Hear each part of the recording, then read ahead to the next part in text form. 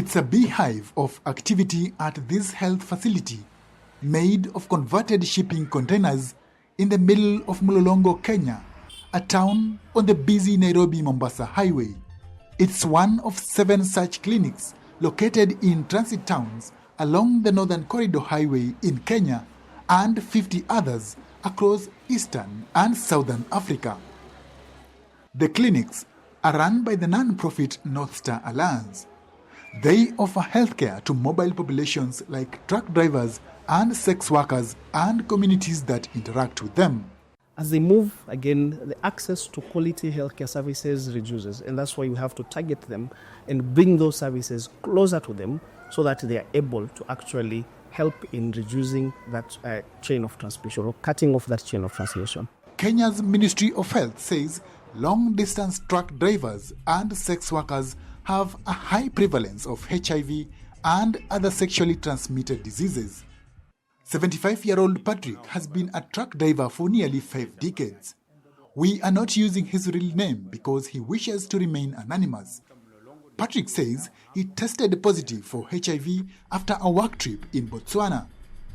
He had trouble accessing his medication in some foreign countries, but now, thanks to the network of North Star Alliance clinics, he is able to get his medications across borders. Now I can just walk into any of their clinics with my card, and once I show them, they look at it and identify my type of medicine, and they give it to me. If it is 4 or 5, they know my prescription.